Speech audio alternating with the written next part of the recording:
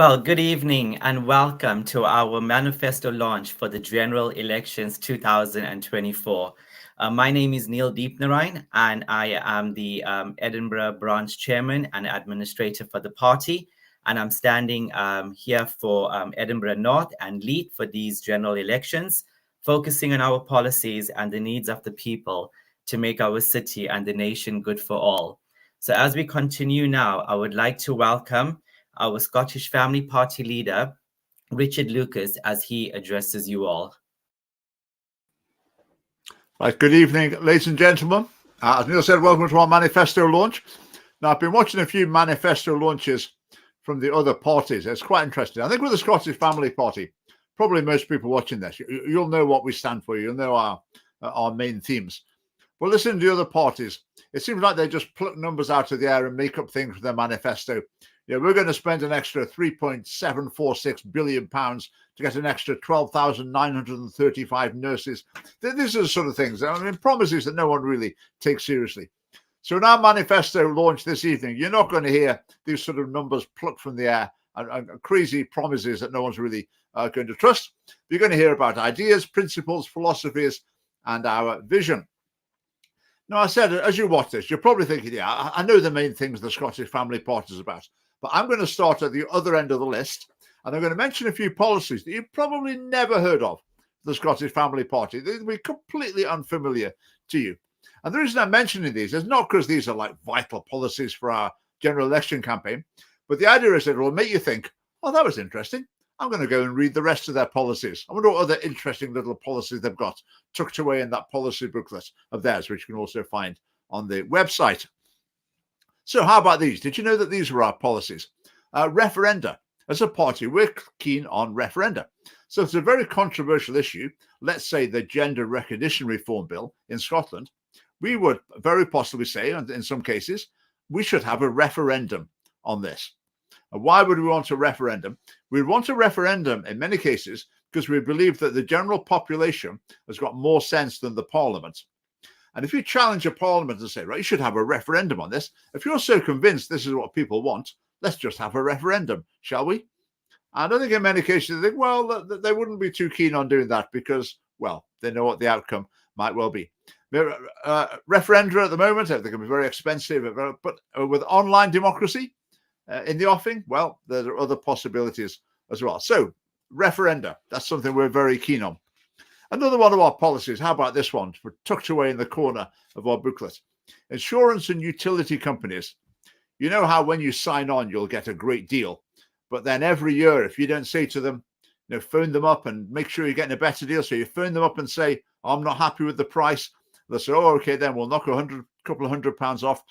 And you think to yourself, right, this is really unfair. This is really frustrating. Who's paying the price here? It might be, for example, an elderly person who's not quite keeping up, not quite checking every year. Is it fair on them? We think not. So we'd have much stricter regulation about consistency of pricing for example, insurance and utilities. And another policy you might not be aware of, there's lots of organisations in Scotland that your money, your taxes, is spent on. And we think it shouldn't be spent on them, partly because they don't do anything particularly useful, and also because they're basically campaigning groups for the government's message, sock puppets, as we call them. So that they look like a charity, but actually it's the government's hand up them doing the talking. So this is a list, not exhaustive, a list of some of the organisations we would stop funding in Scotland. Are you ready? Are you sitting comfortably? Young Scots, Children and Young People's Commissioner, Equality Network, Scottish Trans Alliance, Creative Scotland, Scottish Human Rights Commission, Equality and Human Rights Commission, Amnesty International, White Ribbon, Engender, Crew, Alcohol Focus Scotland, Stonewall, Friends of the Earth, LGBT Health and Wellbeing, LGBT Youth Scotland, Obesity Action Scotland, Interfaith Scotland, One Scotland, Score Scotland, Coalition for Racial Equality and Rights, Scottish Alliance for Regional Equality Councils, SEMVO, BEMIS, Steve Retson Project, Children in Scotland, AMINA, the Muslim Women's Resource Centre, Fast Forward, Starcatchers, Scottish Alliance for Children's Rights, and the Scottish Book Trust. That's quite a list, isn't it? Would you miss any of those organisations? Are you happy to be paying for them? We don't think you should be, and we would put an end to it. People often say to us, what's your policy on the NHS? We've got lots of policies on the NHS. I'm going to talk about some of them later in the live stream. But here's just one of them as an example. The NHS pays out huge amounts of money in compensation claims, and it's an ever-growing amount of money. And we say instead of these all turning into expensive, long legal wrangles, there should be an independent body that deals with these, not on an adversarial basis, on an inquisitorial basis, and it could be dealt with much more quickly and much more cheaply for the NHS. So that's something we would explore. A couple more of our more obscure policies. In Scotland, they say that under 25s are not fully responsible for their actions. It should be borne in mind when sentencing them. They didn't really know what they were doing because their brain isn't fully formed yet. They're not very good at decision making and weighing up risks. Whereas we say, well, that's just not fair. That's not justice. And also, if people are not very good at decision making, are they not the people who need most deterrence away from committing crimes? That's what we think. So we would do away with that plan. Transport. We'd be keen to explore the potential of Scotland's waterways for transport.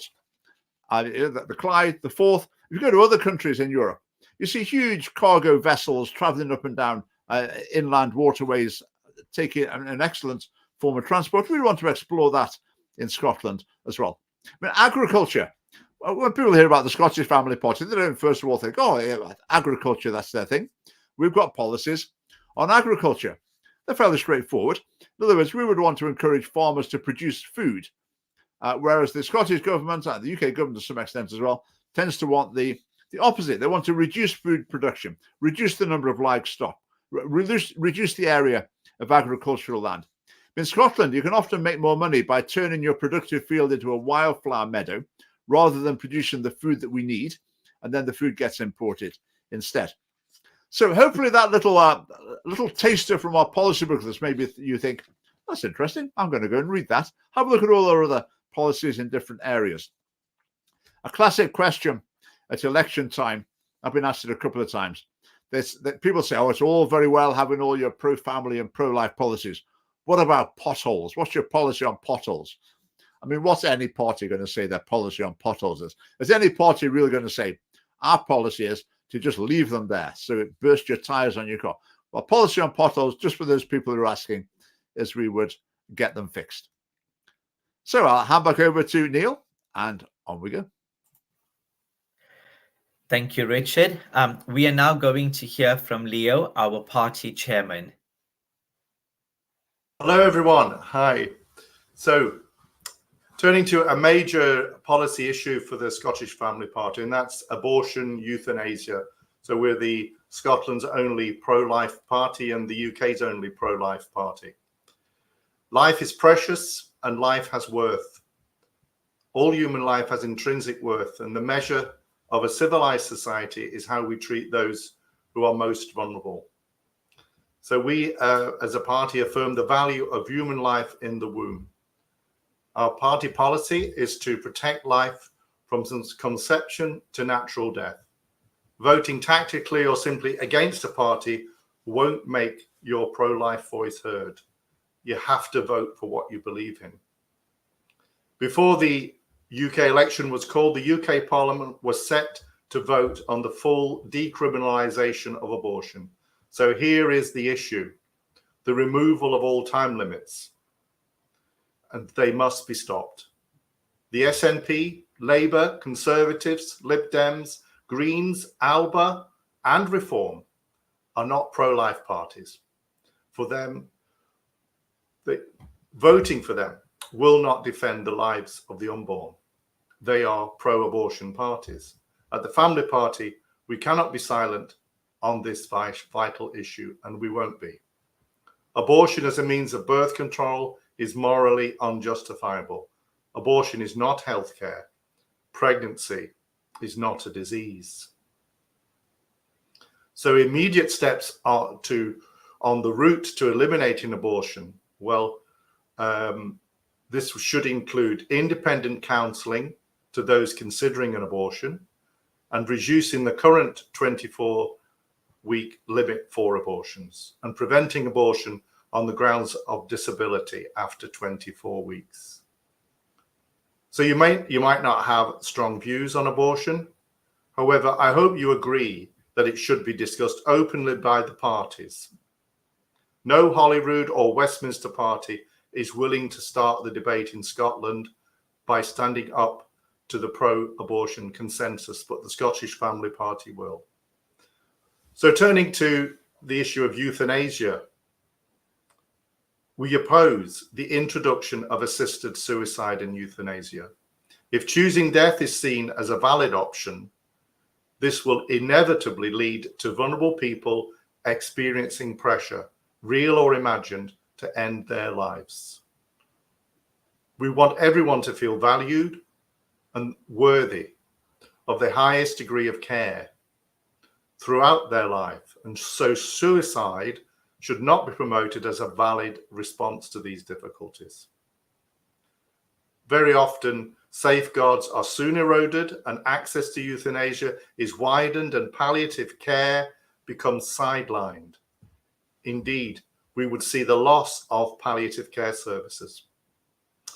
So to conclude this section of our manifesto launch, the Scottish Family Party can be relied on to provide principled opposition to assisted suicide and euthanasia and to the plans to decriminalise abortion. Thank you. Thank you, Leo. Well, yes, we are a party that stands. We are now going to watch a segment from our party election broadcast. Please stay tuned. At the age of 20, I had an abortion. It was one of the saddest days of my life.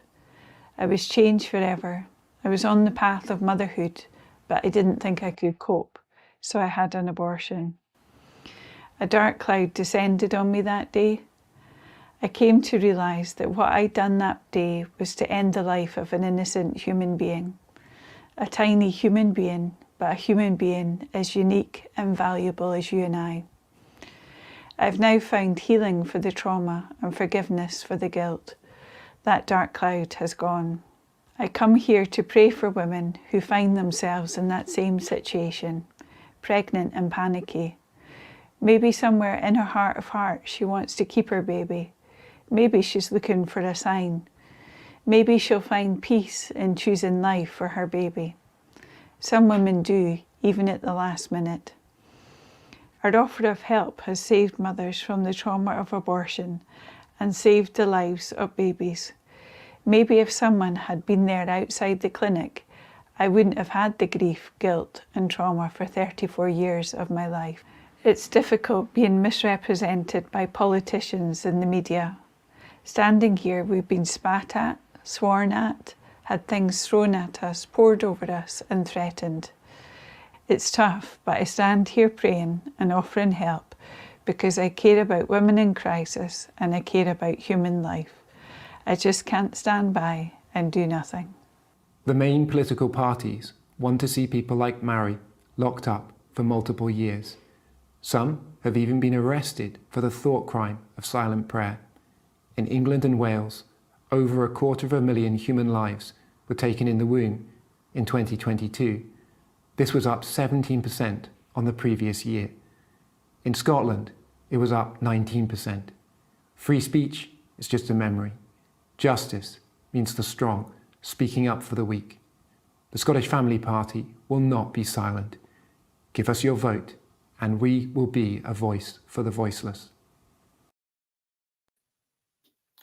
A powerful segment there from our party broadcast. I'm now going to welcome Phil, our deputy leader. Hi. A conversion therapy ban would make it illegal to try to persuade a young person not to take puberty blockers or pursue irreversible physical surgery to remove breasts, testicles, or mutilate their penis or vagina, in many cases leaving them infertile. Such a ban would mean church leaders would be put in prison for up to 7 years for telling a person the traditional Christian perspective that sex is for marriage between one man and one woman. The Scottish Family Party supports freedom for counsellors, parents and clergy to speak in line with what they believe is true and best for a person, and for people to seek out a counsellor with beliefs in line with their own. We oppose so-called conversion therapy bans. Statistics clearly show many people that once identified as the opposite gender revert back to identifying as their biological sex, and those identifying as homosexual often later identify as heterosexual. Buffer zone laws have seen people arrested even for praying silently within 200 metres of a clinic. Most abortions are now carried out at home. Will these zones expand to cover every home, making all pro-life influence illegal? There were over 250,000 abortions in the UK in 2022, up 17% on the previous year. Those that want to see this trend reversed are being threatened with 7 years in prison. The Scottish Family Party opposes this and would repeal buffer zone legislation. Existing laws that cover harassment, coercion and threatening behaviour are sufficient. There's a pattern here. Can you see it? The state is mandating an ideology-based belief system that's being pushed in schools, then creating draconian laws that seek to punish those who try to influence, even in the slightest way, in the opposite direction. Hate crime laws need to be repealed. They are so broad that they will only ever be selectively enforced. Laws should not be applied based on skin colour, gender, religion and sexuality. Laws should protect all people equally. Crimes should be punished based on their severity. We hear of shoplifting and other thefts not getting pursued by the police. The Times reported Scotland's police failed to attend 1 in 4 break-ins. Things that used to be serious crimes are now ignored, while things that were considered virtues are being made crimes and carrying unlimited fines and 7-year prison sentences. For democracy to function, we need free speech. If laws restrict free speech, parties that oppose the status quo, like our own, are unable to freely campaign. The Scottish Family Party would repeal subjective laws which restrict free debate, while keeping objective laws that prosecute people for libel, perjury, or calling for violence. Thank you, Phil. We are now going to hear from our Deputy Chairman, David. Good evening, and what a pleasure it is to speak to you tonight. The transgender debate has been raging now for several years, but seems to be intensifying even as I speak. Surely the answer to something as basic and as fundamental as what is a woman should more than give us a clue as to the suitability and qualifications of any prospective political party vying just now for government office. There is only one party that has had the same policy throughout. And now that public opinion is finally beginning to see with common sense, level heads, and less intimidated hearts the truth of the matter, there are many knowing looks in the Scottish Family Party because nearly all the now vocalised reservations are what we have been saying all along. All along, we have trumpeted family autonomy and the fact that parents should not be dictated to by the nanny state. The insistence that trans ideologies be taught in schools and therefore parental authority eroded, especially if parents disagree, is reprehensible.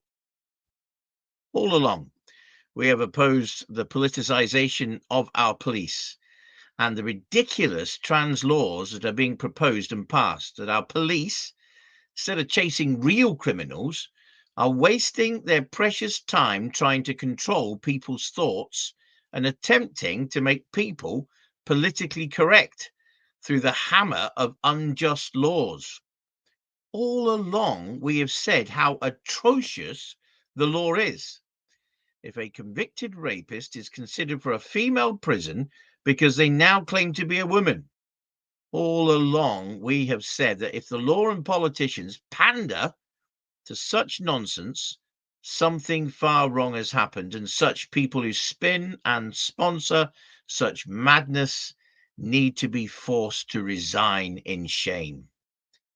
Let us not confuse our children with, as the Cass report puts it, quote, remarkably weak unquote, evidence. Let us clarify. Let us not deal in misinformation and extreme green zealotry, but base our advice on genuine care for our kids, not carving them up on the altar of experimental trans activism. Let us not operate on, as the Cass report also says, quote, shaky foundations, unquote, for medical treatment, but rather, as the Scottish Family Party prescribes, on the solid foundation of being pro-marriage, pro-family, and pro-life. I thank you. Thank you, David. We are now going to hear again from our party leader, Richard Lucas. Right, thanks everyone for contributing there about some of our key policies. I'm going to finish with another of our core policies. Well, our main policy actually are pro-family policies. Obviously, strong families are the cornerstone of a strong nation. If family life is weak, the nation will be weak and beset with problems. So in order to encourage flourishing and strong family life, policies in that direction are required. Most parties which won't touch this with a barge pole, but we think prevention is better than cure. A lot of problems in our society. Other parties just talk about how much money they will spend on them. We want to talk about how we can avoid them, or at the very least, how we can reduce them. I mean, that's what our emphasis on marriage is all about. So marriage is important because it's a commitment. I mean, basically at the heart of this, we don't want huge numbers of children to be growing up with no dad. I mean, that's what's happening at the moment. So we want a culture of commitment where the expectation is that in having children, you've committed a public legal commitment, and therefore, say, children are growing up with mum and dad in the family home. If you look at statistics, other parties like to talk about the difference between outcomes between different races, differences between people who are rich and people who are poor. But often what's underlying those is actually differences in family stability. Fatherlessness is more of the problem than poverty or race or other things that are more fashionable to talk about. So we want to promote a culture of responsibility in sexual relationships. And that's a cultural shift. I say this is not about spending money. This is not about passing laws particularly. It's about a cultural shift. So in schools, for example, what's taught at the moment in sex and relationships education is filth and promiscuity. Whereas we would want children to learn about marriage, the philosophy of marriage, and the statistics relating to it. How do things tend to work out for people who get married and people who don't? And I think the wealth of statistics speak for themselves. If we want young people to be able to make informed decisions based on the evidence, when we need to give them the evidence, then when they're aware of the facts, they can then form their own opinions, make their own decisions. We can encourage marriage through the tax system and the benefit system. Certainly marriage should never be penalized, which it is in some ways at the moment in the benefit system, and it should be rewarded in the tax system, transferable tax allowance, and in other ways as well. And also just in our culture. I mean, politicians have got power beyond passing laws and forming the government. They can speak about things. They can draw attention to things. And one of the things we would be speaking about is marriage. So we're trying to be putting that as high up as we can in the national debate. But we believe that what's best for children is to be brought up by their own mother and father. Okay, there are exceptions. Sometimes things go wrong. People are people. So things go wrong sometimes, but that doesn't stop it being the ideal. Children being brought up by their own mother and father. That's not just my personal preference. That's what the mountain of data from around the world throughout time has demonstrated overwhelmingly. Whereas if you look at the approach from the Scottish and the UK governments, and I think for pretty well every other party as well, is that mum and dad bringing up their own kids. Okay, that's just one way of doing it. There are lots of other equally valid forms of family. You can have any number of adults of either gender, and that's family. It's all fine. So they're relativizing the ideal of natural family life. And this is very dangerous because this has been taught right from nursery in Scotland. So 3 and 4-year-olds are getting this message. There's no such thing as normal or natural or ideal family life. It's just anything goes. And I think this will play out in the future and cause a lot of pain and confusion. So that's the reason as well why we're against same-sex marriage, because we want children to be brought up by their mother and father. Same-sex marriage embodies two men or two women, so it can't be the natural mother and father bringing up children. So we think that was a step in the wrong direction in terms of what's best for children. Similarly, surrogacy, we oppose surrogacy. We oppose donor conception. We want children to be brought up by their natural parents wherever that's possible. Because our focus isn't on what adults want. We're not making a pitch saying, if you want a child, we'll help you to create one by whatever means necessary. That is not our pitch. Our pitch is to people actually who can't vote. It's about people who can't vote. It's about children. It's about children being brought into the world. That's our priority. We want children to have what they need, their mum and their dad, wherever that's possible, rather than adults who want a child being able to create a child. So it's quite a difference in emphasis there. I'm sure you appreciate. We want to support parents, parents where one of them wants to stay at home, the other one work. We want to make that a feasible choice by changing the tax system. There's a benefit system as well. That's a very important part of our policies. And just in general, finances are often stretched at the time when children are young. So we want to help families. We want to respect parents and to trust them. We don't want this culture where parents are treated as just amateurs. What we really need is extra laws and professionals to come and show the parents how to really do it. We oppose that culture completely. Parenting comes naturally, and a lot of expert advice and government interference actually makes parents worse. A lot of parents really worry that they're bringing up their children with their values, then they're going to go to school or go to nursery, and their values are going to be explicitly attacked by the teaching in school and even nursery. And that's got to stop. That's got to stop. Everyone pays for education, so each parent should have the right to have their children educated according to their own beliefs and values. Now, in Scotland in particular, we need children. I think children are a great thing, no matter what. Every child is a wonderful gift. But in Scotland, we're facing very severe demographic problems, so we need more children. And currently, a lot of parents would like to have more children, but they're deterred from doing so because it's expensive, because buying a bigger house is expensive, etc., etc. So our policy is designed to take away these barriers so parents can actually have as many children as they would ideally like to have. I saw quite a stark statistic recently that I think it was last year we got statistics for the whole of the UK. There were almost twice as many immigrants as there were babies born. Okay, now just let that sink in. Almost twice as many immigrants as there were babies born in Britain. Now, for lots of reasons, that's not a healthy situation. Something's out of kilter there. There's a pretty extreme statistics. So I think our policies would help to address that. Right, just to finish, I'll say something else about another key area of ours, that is education. Now, education in Scotland in schools is on the wrong course in virtually every possible way. I mean, academic standards, the emphasis isn't on academic excellence, it's on social engineering. The Scottish government's more concerned about which group's doing better than this group, how can we even them out? That's what it's really about. Whereas we just want excellence for all. We want everyone to do as well as they possibly can. We're not concerned about, the gap's getting a bit big. Maybe we don't want those doing quite as well as they are, because that's a bit unequal. We don't have that philosophy at all. Excellence for all. Everyone to do as well as they possibly can. Discipline in schools. There's a crisis in Scottish schools in terms of discipline because their philosophy is that punishment's never necessary. Children are not really to blame for what they do. And there's children's rights are the flavour of the month. And the way children's rights are presented, it basically sounds to children like no one's got the right to tell you what to do. So schools are shooting themselves in the foot, undermining their own authority, and also undermining the authority of parents, because children are being taught that adults haven't really. Why should adults have authority to tell you what to do? Why should you have to listen to parents? Adults should have to listen to you just as much as you have to listen to them. So it's undermining adult authority, which is not good for children. That's not the formula for a happy childhood.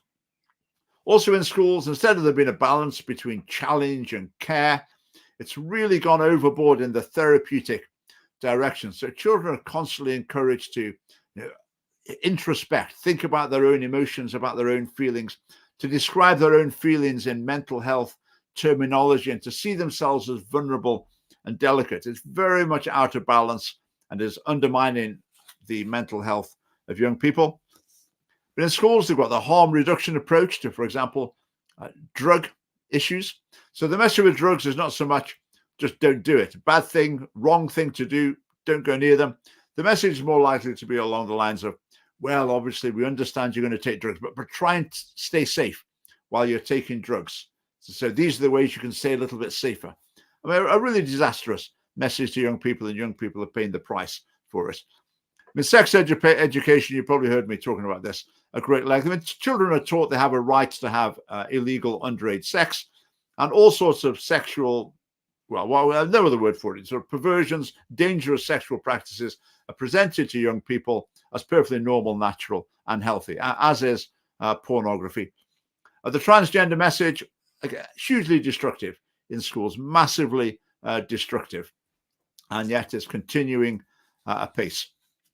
Now, that's a quick overview of our manifesto, of our policies. Just to say, after the manifesto launch is finished in about 1 minute's time, I am going to carry on with the live stream as usual. So don't tune out as we're winding up, and we'll continue our conversation later. Thank you. Thank you, Richard. As you can see, we are the party that you should be voting for. So thank you for being part of this broadcast. But before we come to an end, we have a few announcements and reminders for you. So our party election broadcast will be going out tomorrow on STV at 6:20 p.m. So do set those reminders to watch that, and do let others know. It will also be going out on Thursday night at 10:40 on the BBC. Also, Richard will be on BBC Radio Scotland tomorrow morning. I think it's between 6 and 6:30 in the morning. So if you are awake, do tune in to that as well. We also have our Paisley meeting taking place tomorrow evening. So if you're around that area, do come and join us. We're also going to be in Fife on Monday evening at 7 o'clock. So do come for that as well. And Richard will be speaking at Costophon Community Church on Sunday at 11 a.m. If you want any information about that, about these events and where they're all taking place, you can check our social media, or you can just email us at contact@scottishfamily.org. We also have quite a few different things coming up with our conferences. We are hosting a mini conference in July. We would love you to come and attend that. That will be at the Refill Conference, and more information will be shared on that. So thank you so much for being part of this. As Richard said, he will be continuing with the live stream. So do enjoy that. And thank you for being part of the Manifesto launch. Right, thank you, Neil. Right, I hope that was interesting. Thanks for watching all of that. I see we've got lots of comments. I'll maybe come to some of those later. So we've had part of the reason we have a manifesto launch. I think some of the media, the BBC, the manifesto launch is the trigger for a bit of coverage. So we've had a manifesto launch. I think that's why I'm on the radio tomorrow morning. Those of you who watch my TV interview with the BBC, which was the most appalling interview ever. I might have said last week, I complained about it to the BBC. I said 2 grounds. Ground number 1, you treated me in a completely different way than the other party leaders who were on. You're far more hostile and aggressive with me. And the other thing I complained about was that they asked questions that threw just slinging mud at me. So threw 4 things at me, give me a chance to answer 1 or 2, and then okay, time's up. So the BBC had the opportunity to make its attacks on the family party, then had no opportunity to reply. I said, that's not an interview, that's a speech from the BBC. So I sent my complaint. Needless to say, in terms of the fact that the man was totally different to me than the other party leaders, they say, no, that's not true. He treated everyone the same. Absolute bunk. I don't know if the BBC are just so blind they can't see it, or if they're so biased that they think the family party is so bad that obviously just even a neutral person would be really hostile and aggressive towards them, because that's what they deserve. And then in terms of slinging mud and not giving me a chance to reply, the man who replied didn't even seem to understand my point. So I've escalated that to the next level. So we'll see how the BBC do tomorrow morning. And I'm quite looking forward to that. Another great slot they're giving us as well, 6:10 in the morning or something. So, right, as usual for the live stream, I've got lots of things to talk about. Let's get going. I think I've shown this before, haven't I? This is our voting guide that laid out some differences between us and the other parties. Someone said to me this week, they said, stop LGBT indoctrination in schools. They said they think reform deserve a tick in that. But I said, no, I don't think they do. Transgender, yes, but the LGB bit, no. And that's because reform are cultural conservatives. They oppose the new thing at the moment. But like the LGB teaching promotion in schools was controversial 20 years ago. So reform, UKIP, Nigel, they'd have been opposing it then, but they don't oppose it now because it's 20 years later. So I'm definitely sticking to my guns with that one. But the reason I put that up is I've made a new one as well. So that's Mark 2, our voting guide Mark 2. First column, eugenics, that vital election issue that no one's talking about. Now, that's interesting. So some people might say, you're never going to get any votes talking about eugenics. People are not interested in it. Well, that's sort of true. We don't talk about it much. But is it an important issue? It's an extremely important issue. It's as a really grave moral issue that the trend at the moment is, on the NHS, you can basically select your baby, the build-a-baby system. You select the characteristics, etc., which is just clear-cut, open, no question marks eugenics. And it's extremely problematic. We're against it. We're opposing same-sex parenting. You're not going to get that from any other parties. In fact, probably totally the opposite. But the reason we've got that, as I was saying, is we want what's best for children, not what's best for adults. Surrogacy, I've mentioned already. There's a growing movement opposing surrogacy, but you won't be hearing about that in the other campaigns. Teach about marriage in schools. Wouldn't dream of it. Again, it's not on the wavelength of any of those other parties because they're not socially conservative. Right, so I quite like this. We thought about doing something like this at the Scottish Parliament. So they've got the candles. I don't know if they're real candles or whatever, but they've got 12,000 of them and laid them out in that square in Switzerland, in Bern in Switzerland. And we've thought a few times of trying to do something a bit like this outside the Scottish Parliament. It'd be quite an operation. I mean, we'd need 16,000. But, well, it would be quite striking, wouldn't it? It would be quite striking if we could come up with something like that. So watch this space. If anyone's got any bright ideas about how to do that, let us know. The thought just dawned on me watching that. And what about like fairy lights? You can get those by the 100, can't you? Anyway, yeah, we'll think. Let's see what we could do. Abortion is not healthcare because pregnancy is not a disease. I think that's a very nice way of putting things. That's good to be reminded of that from time to time. Right, how about this? Oh, 18,000 abortions in Scotland now. I'm behind the times there, unfortunately. Right, look at this for us. An SNP election leaflet. Re-elect David Linden, standing up for Palestine and our community. How about that? How low will the SNP stoop in an election? So it's obviously what's going on. It must be a constituency with a lot of Muslims. And so there's a picture of David Linden with Nicola Sturgeon giving out these Palestinian flag leaflets to Muslims outside a mosque. Now, my problem with this is I think a lot of Muslims are very concerned about the conflict in Gaza. The reasons for that are maybe discussed another week. I think there's a mixture of reasons for that.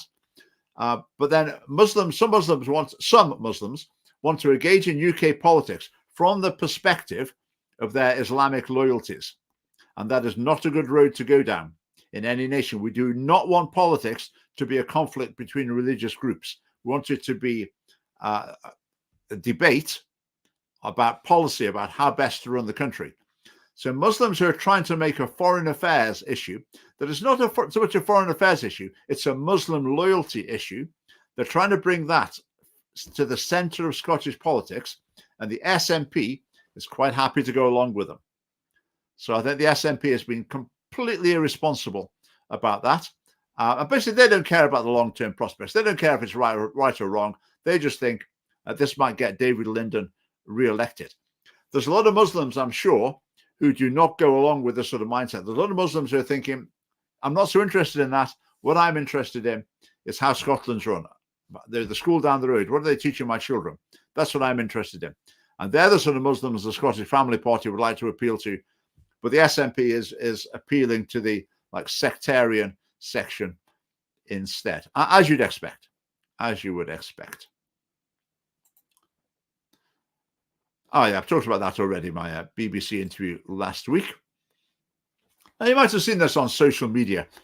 The National Prayer Breakfast, it's a big event, about 400 Christians, a big fancy posh hotel. It's very nice. Quite a few wealthy people there, Christian leaders. But the content of the event is always very cautious. It's climate change, refugees, and cost of living crisis, or COVID a couple of years ago. So they just stay on mainstream issues, which I always think is a bit unfortunate. Because, for example, John Swinney was there this year. Humza Yousaf was there last year. Apparently, there are 20 MSPs there this year. And my concern's always been, these politicians go along, they're treated as guests of honor. Okay, fine. But then they're not challenged in any way at all. I always worry they're going to get the impression, wow, this is the nice Christians here. They don't challenge me. They just give me a nice breakfast and take selfies with me. Why can't all Christians be as nice as these ones?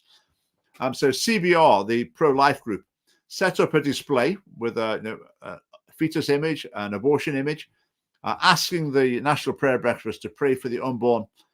But sadly, that fell on deaf ears, and the unborn were not prayed for at the National Prayer Breakfast. I feel with these issues, though, just put my Christian hat for a moment, I feel the change is afoot. I feel more and more churches and Christian organizations are waking up to the importance of these issues. And hopefully one day there won't need to be. The pro-life message won't be the protesters at the fringe. It will be at the heart of proceedings. So let's see how long that takes. The NHS. Let's just have a look at a few comments first. Yes, that might have been a more honest way to word their leaflet. Palestine first, our community second, and the nation as well. I think that's a really important priority. Okay, what's the Scottish Family Party got to say about the NHS? I thought I'd say a bit about this, because we often get sort of criticism. People will just say, "I really like what you stand for, but the problem with the Family Party is you need policies in all the other areas as well." To which we normally say, "We've got them. Have you read them?" And the person will say, "Oh, no, I didn't know you had." Which is fair enough. It's not people's duty to go and research the Family Party. We don't talk about these things very much. But let me just rattle through them. You might be interested to hear our NHS policies. Right, first one, we'd like the NHS to be well-funded and efficiently managed. Well, that's just stating the obvious, isn't it? That's what all the other parties say. That's what we say too. Right, next point, we need to train enough doctors in the UK and in Scotland. Some people have said that the doctors' union deliberately restricts the number of doctors that get trained in order to keep wages high. I've heard someone else say that's not true. So I'm not sure. But we need to be training up doctors. I think it's unethical for a wealthy country to rely on taking medical staff from really poor countries. I think that is seriously unethical. In previous centuries, Britain would be sending medical missionaries to go and work in poorer countries to help them with their health service. But now it tends to be the other way around. Even leaving aside the ethical consideration, surely the first solution to this problem is to train more people who live here to do these jobs, and that just seems sensible to me. I've talked about the compensation claims already. Health tourism, another issue, it's got to be stopped. If the general population starts to realize that the National Health Service is being exploited, it's been abused, they'll become less willing to pay for it. And we don't want to go down that road. So health tourism has got to be stopped. With drugs companies can do great work. They can produce new drugs, obviously, that can be very effective. But there's a lot of problems in the system at the moment that we would like to eliminate, because drugs companies sometimes have too much control over the testing of their own products. And there's various tricks of the trade, statistical jiggery-pokery, that can be used to enhance the results from their point of view. They really want to take this drug testing out of the hands of drug companies, make it all independent, marketing by drug companies, ban it completely. So the only way of promoting a product is to say, this is how good it is. It's been tested independently. This is how much it costs. Make your decision. There's no marketing, there's no messing around with the data. Right, the NHS has got a database of our health records. Obviously, they're going to keep records on us. We believe that those records should be used for the purpose of research, totally anonymized. Obviously, this is not compromising your data security or privacy in any way. But imagine how much could be learned from that. So a doctor, let's say, for example, you go to the doctor and you say you've got earache. The doctor gives you a certain, ear drops, and he never sees you again. So did they work? Did they not? Don't really know. If this was all kept on a national database, then it may be that those eardrops are causing a serious side effect, and that would be picked up. It may be that they don't really work, but another type do work. It may be that these type cause a bad reaction with people with a different condition. So all this information, it's sitting there on the database at the moment, but it's not used. And we believe that should be used, and that could be a big step forward for healthcare. Pandemics and antibiotic resistance in the future, potential concerns. I know the COVID pandemic, was it serious or was it not? It was sort of somewhere in between. But in the future, there could be a more serious pandemic, and there could be antibiotic resistance as well as very significant consideration. Political considerations must never influence evidence-based medicine. The classic example of that at the moment is the excess deaths. It feels to me as though the Western nations are reluctant to investigate it, including vaccine status and which vaccine do people take. So it feels to me as though there isn't a desire to get to the heart of the problem, and there definitely should be. Right, next NHS policy: anyone who mistreats NHS staff, verbal abuse or violence, then prosecuted to the maximum extent possible. And if they miss treatment because they're being dragged away by some security guards or police, then there's no suing the NHS or suing the police or anything because they missed their treatment. We've put an end to that nonsense. All equality, diversity, and inclusion staff and programs, cut the lot immediately. It would save millions. Medical confidentiality for young people, back to 16, not 12 or even younger, the way it is in Scotland. That's completely wrong. We would fix it. Transgender, we've heard about that already. Cosmetic surgery in general should only be provided to rectify obvious problems. So if, for example, a lady went along and said that her self-esteem is undermined by a certain aspect of her figure, that's not grounds for the NHS to start spending money. Rectify obvious problems. Addiction treatment should focus on cure rather than perpetual management. Freedom of conscience should be respected, and that's it. Okay, so you should have a policy on the NHS. People say, well, there it is in all its glory. So I didn't mention abortion in the NHS policy, but obviously we take that for granted that would be ceasing if we had our way. Right, what have we got to next? That's the end of my little slides. I've got a little video to show to you, though, in a minute. But before I do that, let's have a look at a few comments. Yeah, could they devise the equity and inclusion rules immediately? Absolutely. How bizarre it is that these millions of pounds have been spent on the basis of a fashion. This is not patients demanding it. This is ticking the boxes because of a political fashion. I find it really sad that there's so many people who just seem to be willing to go along with this. So health boards all over Britain, all over Scotland, will go along with this because of the latest fashion. We need some independence of thought. But anyway, but the Scottish Family Party are in charge. We wouldn't need the independence of thought in the health boards because we just say do away with it all completely. But in what way would the NHS be worse if all these roles disappeared? In fact, it would be better. Because currently, for example, people go to hospital and the Progress Pride flag will be flying there, or the doctor or nurse will have it around their neck. That's like saying to the patient, okay, we're here to look after you, but by the way, we want to make it clear that you're wrong and we disagree with you about this matter. That's completely wrong. To be honest, the thought has crossed my mind sometimes when sometimes I'm recognizable, or my name is recognizable. I'm not a famous person, but sometimes people do recognize me. And if you're in a hospital and someone comes out along with their rainbow lanyard, the thought crosses my mind. They might recognize me or recognize my name. Is there a possibility that might just influence the way that I'm treated in the hospital. It gives me that slight concern. Now, I could say the solution to that is all hospital staff should wear a cross around their neck or should wear a little family party badge. Then I'd feel reassured. No, that's not the solution. That's their philosophy. That's not how we do it. We just say, cut out the lot. We don't need to know about those things in a hospital. Yeah, not a topic to talk about. Absolutely. Doesn't matter. But does anyone really think, is there really, for example, a gay person who's thinking, oh, I'm a bit worried to go to hospital because they might be really prejudiced against me? Does anyone really believe that? I mean, if someone said they did, I would say, I don't believe you. I do not believe that any LGBT person is afraid to go to hospital because they think the staff might treat them badly because of their sexuality or gender identity. I think that is entirely fictional.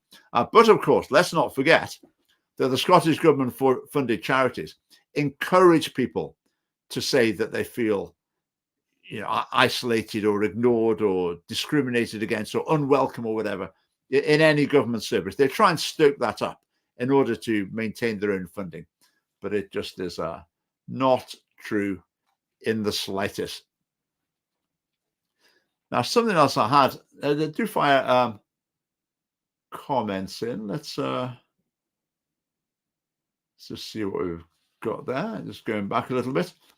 Homeschool, I didn't mention home education. Just to expand on our policy, the Scottish Family Party would fund new schools. So if a collection of parents wanted to start a new school, and let's say they've got 20 pupils, then they would get the funding that a school gets for 20 pupils. So funding follows pupils. Pretty straightforward, isn't it? Home education, our policy is that the state would not be interfering, but would make available to home educating parents basically whatever they need in terms of resources, sitting exams, using facilities. They could go into school for as much or as little as they like. And the possibility of actually paying people to home educate, I think that should be under serious consideration. If the funding follows the child, then if the child's been educated at home, why shouldn't the funding go in that direction as well? So that's something that we're open to considering as well. I mean, the number of people I come across who say they're planning to home educate is enormous in Scotland. I'm sure it must be going up very, very quickly. Okay, right. Let's just go to right. The little video I'm going to play here is, let's go to the comments. Let's go back to the prayer breakfast. John Swinney did a Bible reading, and it sort of made me sick sitting there listening to it, because he's such a hypocrite of what he stands for in his role as First Minister and when he was Education Secretary is diametrically opposed to traditional Christian teaching. Yet he's there reading the Bible and getting a round of applause at the end of it. So I made a video, you might have seen it. I made the video where he's reading the Bible, and alongside him, I put images from his sex education resources, the ones that he promoted, he defended, he introduced as Education Secretary, and also pro-life messages as well, because John Swinney is obviously is entirely pro-abortion. I made the video, but then I spoke to some other people. We were reluctant to show it because we thought people might find it distasteful having the Bible reading alongside these images. So I thought it might be a bit risky just to publish it without introducing it. So instead of the Bible reading, I actually commentated on it. So I cut off John Swinney's sound and commentated instead. But I thought what I'd do during the live stream, because I've had an opportunity to explain what this is about, I will actually show you the original one. So what we're having here is the idea is this: the contrast between John Swinney on the left, if you like, what should we call this? We're sort of playing the Christian act. What do you want to call it? Anyway, reading the Bible in public, and on the right is what John Swinney actually stands for and wants promoting in schools. And the contrast is quite shocking. So having talked about that and introduced that to you, I will now show you. If you think you don't want to see these things while someone's reading the Bible, then okay, you could log off at this point. But I think it's quite striking to watch this. It's only a couple of minutes, so here we go. Reading this morning is from St. Paul's first letter to the Corinthians at chapter 13. I'm not going to actually play the sound of John Swinney reading the Bible because it would be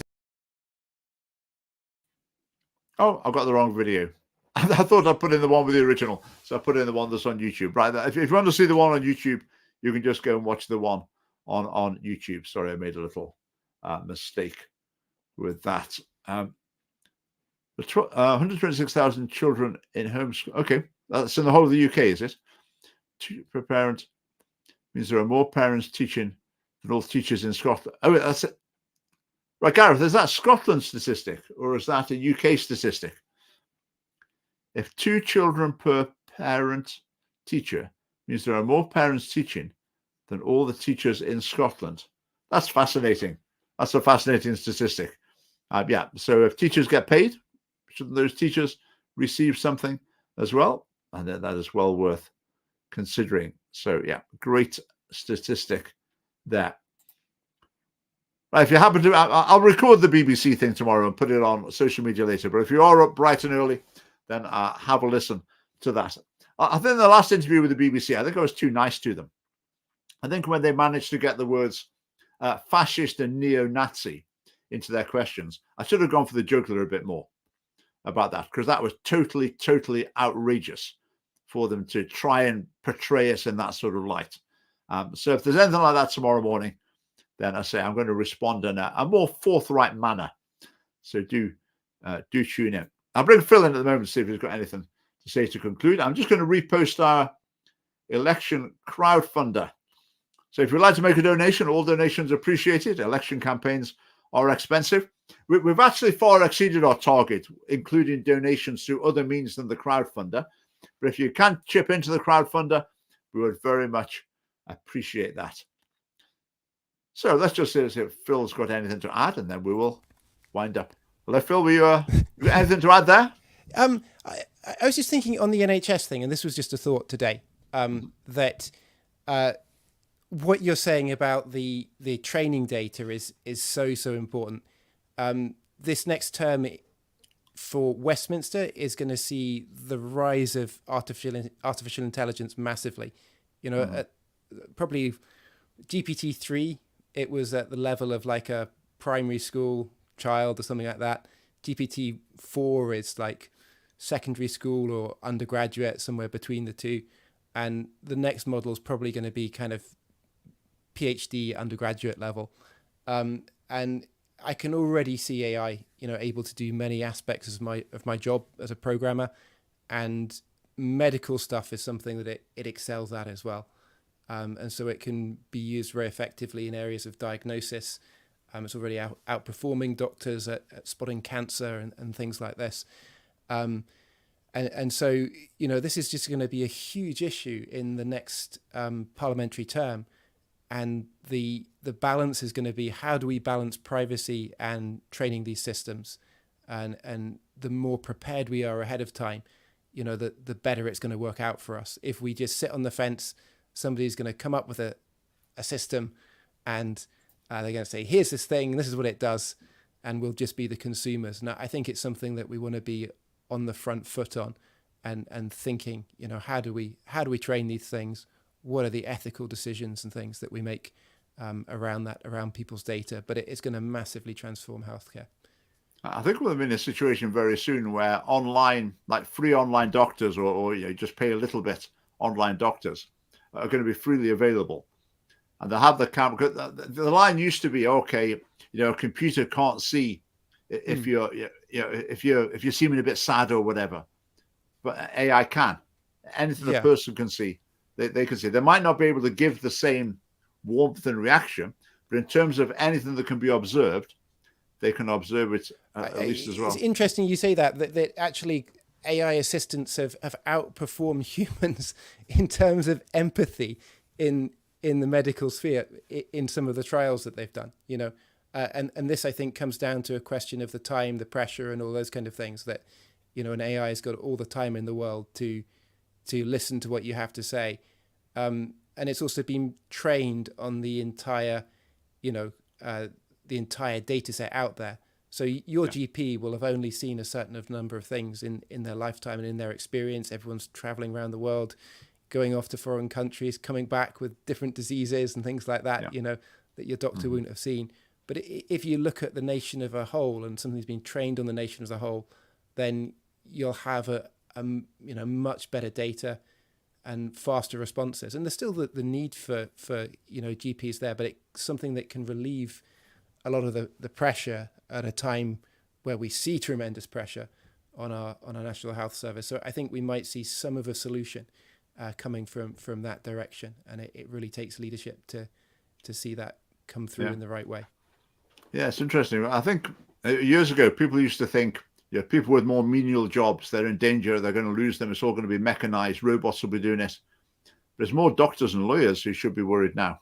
Computer programmers.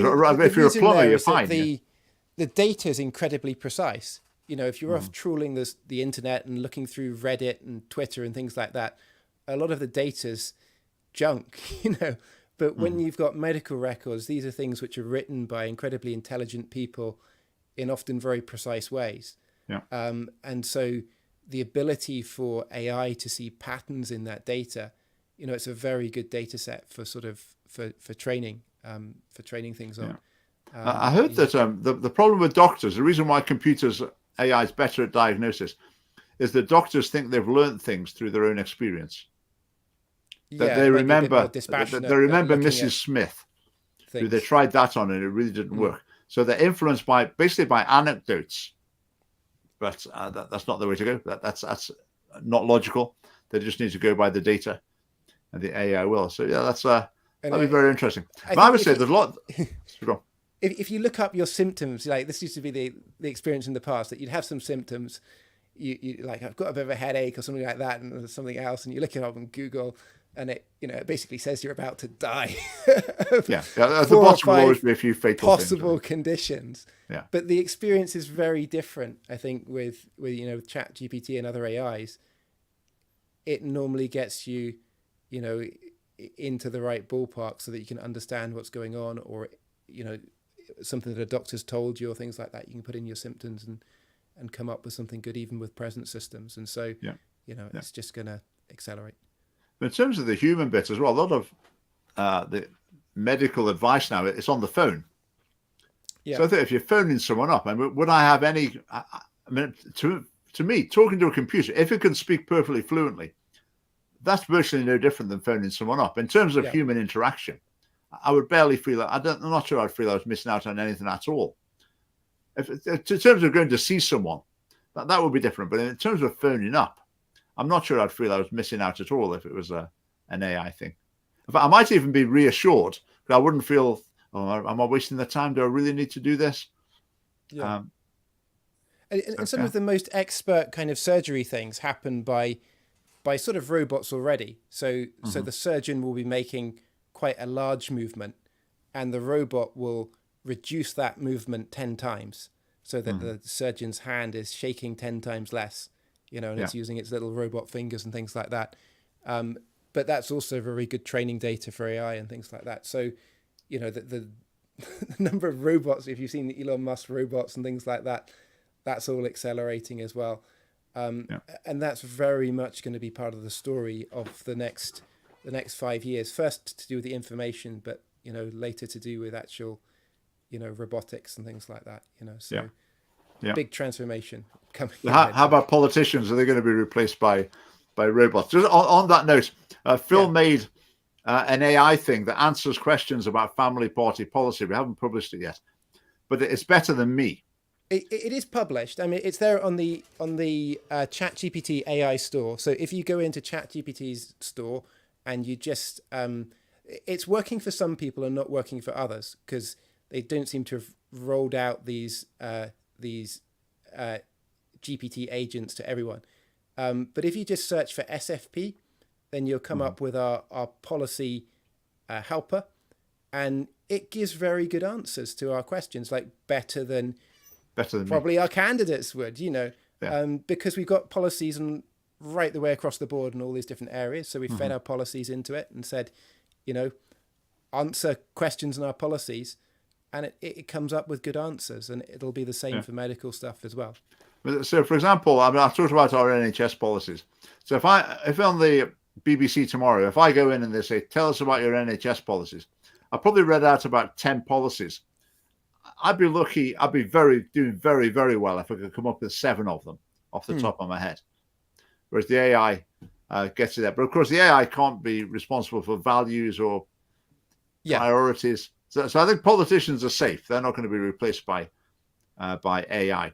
But when it comes to like sitting in hustings or interviews, are they going to start having a little screen in front of them that you don't even need to ask? Because the device could be listening to the discussion and it could be telling you the answer. So you don't need to like type the question in. It could be sitting there. It could hear the question and the answers come up on the screen without you having to do anything.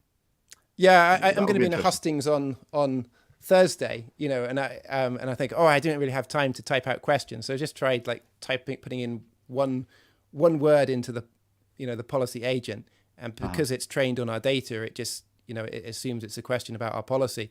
So, you know, just now I just typed in NHS and it says the Scottish Family Party has several key policies and positions regarding the NHS, focusing on ensuring efficient healthcare delivery, prioritising patient care and addressing current challenges in the healthcare system. Here are some of the main points of their policy. And I'll just read out the titles, but it's like efficient management, healthcare prioritisation, you know, mental health services, supporting healthcare professionals, and, you know, it goes through our policies and brings them out in a way which is, you know, quite specific to the question that you've asked as well, if you ask a more detailed question and things, because our policy document's just so long. It's hard, it's unwieldy to deal with, you know. Yeah, interesting. Yeah, so look out for that. It's quite interesting having a play with that when you get the opportunity. Yeah, and if you're campaigning for us, share it with people. You know, that if you're able to get it running on somebody's phone, then it will sit there and it will argue with them. Yeah. Right, well, thank you very much. Thanks for watching our Manifesto launch and live stream. So do tune into Radio Scotland, I think 6 o'clock tomorrow morning. If you'd like and there's a PEB on party election broadcast, also on Radio Scotland as well. I think that might be on the 20th, it might be on Thursday. Okay. And yeah, stay tuned for our party election broadcast on the BBC and on ITV. Yeah, unlike any party election broadcast seen before, I think. So let's see the reaction to it. We look forward to that. Everyone, thanks for watching, and we'll see you next week. If not before, we might go live before next week. But yeah, see you soon. Right, good night. Have a great night.